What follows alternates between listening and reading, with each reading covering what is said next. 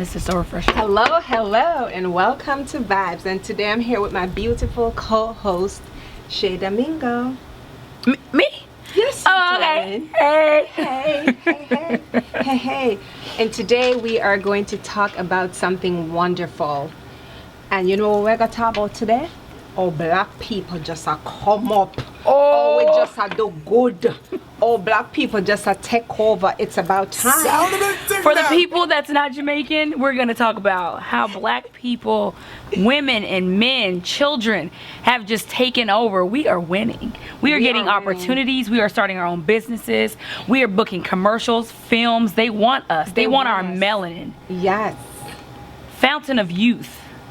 So let's talk about it. That don't cry. It doesn't. And chime in.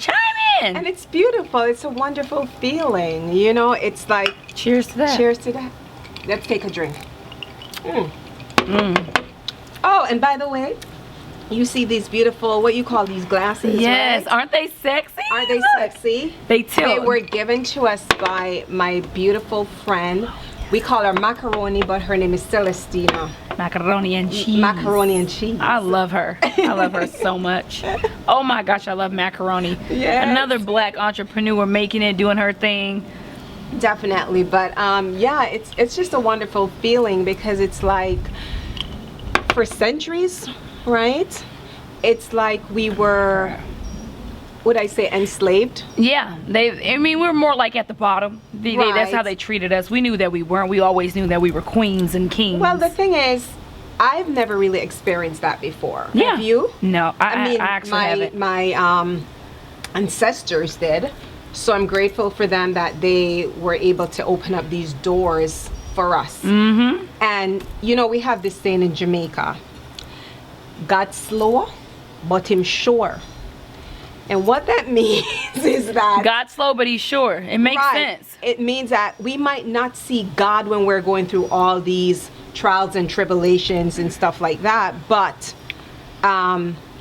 he's gonna come through. Yeah, or we might feel like he's not there because we're going through so much, but he's there. You go through that stuff for a reason. It's to build you, to strengthen you. Yeah. And every culture knows, every ethnicity knows that black people in general are very strong. We have no choice but to be. So I'm just grateful. Like, I just want to fast forward it to 2020, you know, like right now, like how even I can just be personalized with even my friends, even you, like all our friends that are just booking gigs, acting gigs. I'm talking about starting their own businesses, and they're just like you. Yeah, producers. Like Shayla. Yes, like they called? want this stuff. Tangled Braid Bar. Yeah. Amazing. Have to follow her. It's so good. Definitely. Her and one of her best friends started. Victoria. Yeah, Yes. and it's amazing. It's just blooming. Mm-hmm. And it just makes me so happy to see that, because it's almost like a domino effect. Like, you see one person doing it and we're like, well, she's doing it, I can do it. Like, we're getting that hope back. We're getting that. It's very inspiring. It's so inspiring. Because that shows the new generation or the next generation that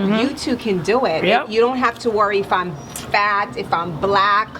I mean, there's something out there for all of us.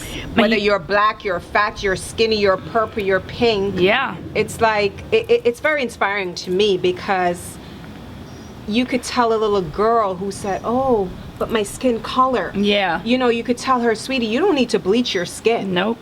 You don't need to straighten your hair. Yeah. Because guess what, honey? These commercials that we're booking, they want braids too. Afros. They like your natural hair that you can do however you want. And that we're just starting to feel like we're wanted now, and like we belong. We don't have to like put ourselves in this box to fit in, or to make someone happy, or to fit their profile.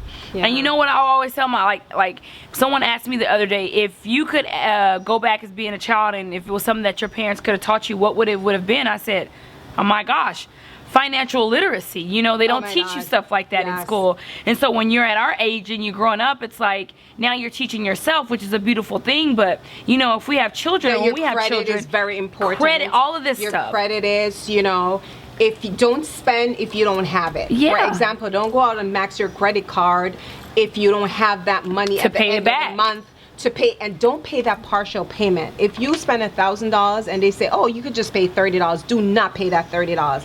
Pay that amount that you spent. So if you if you spend what, 1,000, make sure you have that. Yeah, because it's like, what's the point?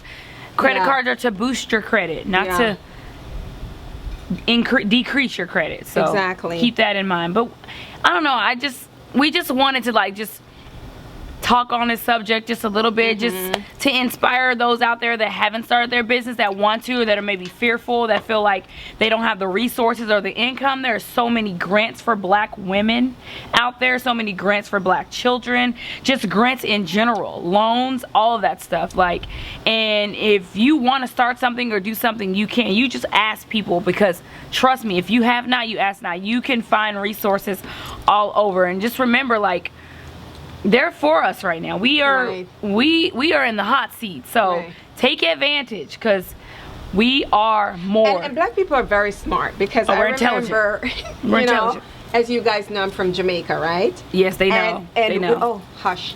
And in Jamaica, we have something called a podna, or some people call it susu, or susu. Is that sushi? Bruh. No, sushi, girl. What it is like, for example, say you get a group of people, right? Like your friends or family or whomever, and you say it's gonna be like $100, and you have 10 people. So everyone has to throw $100. It's almost like a savings, right? So you put in $100 every week, whether it's every week or every 2 weeks or whatever. Then they accumulate all that monies, and then someone, you give that, you do a payout to that person, and then it keeps, what you'd say, rotating. Like every week someone else different would get the payout. So us black people, we're very smart. And if there's a will, there's a way. And in our community, we got to learn how to make our dollar rotate more than we do, because we're so quick to throw it out. We don't, like in the Asian community, they rotate their money so much it just stays in their community, and that's why they are wealthy like that. And we're learning that. Of course, if I wanted to go way back in the day and just see how we were turmoiled with money and everything like that, that's totally different. But now we're starting to understand and educate ourselves, and we're just starting to understand and educate ourselves on how important it is for the black dollar to stay in the black community and support each other, and know that we can trust each other, because they've manipulated our minds to make us feel like we can't trust one another and we can't do this and we're not dependable. We are. You think so? Yes, this is proven. They've manipulated our minds to feel like that. But it's changing, and it's continuously changing. But sometimes I feel like it's us. I feel like we can't celebrate someone else who is winning. It's like we can't celebrate someone else who is winning. It's like, if you're black and I'm black, I feel like you're not deserving of it, so I should just do something to you, bring you down to, you know? So wow. That's how I feel. Okay. Well, I mean, and with life, we all have different stories and perspectives and stuff like that too. So, I mean, I can see that though, but I just feel like we're doing better with each other. Like, as far as supporting and stuff, you know. At least in my circle, I mean, we're all supportive of each other. We lift each other up. We're there for each other. We are. That makes me happy, and it just fulfills me to help and pursue and go on and help other people too. So encourage other people. I think that's my purpose in life. I believe that we're here to help and to be there for each other, and to just make sure that we're all winning, because at the end of the day, what's meant for me, you can't take it away. Someone else can take it away. So why not? Let's all have a seat around the table. Let's have a seat around the table. If I look at it like this, if I'm the only one out of my circle that's successful, then I feel like there's a problem with that. Something is wrong with that. Seriously, it is, because if I was able to get to this place, then I should be able to feed into my people, and then they feed into other people.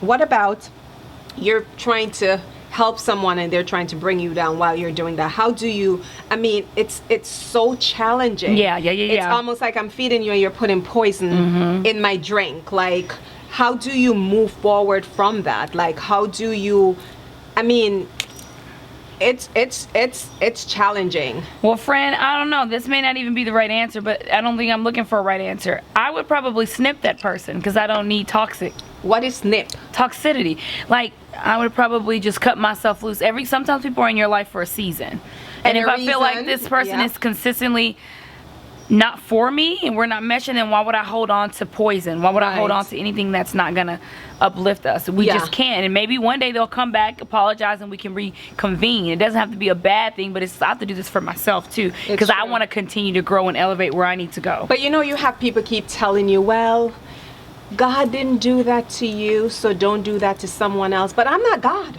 Yeah.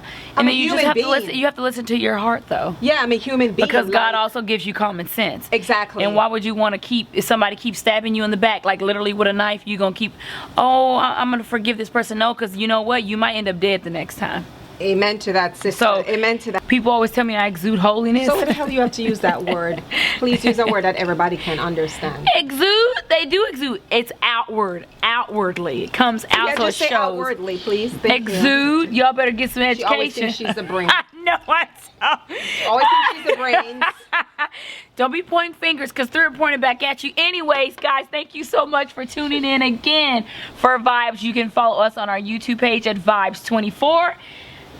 No. You can follow us on our Instagram page at Vibes24 and on our YouTube, Vibes. And again, thank you so much for vibing with us outside.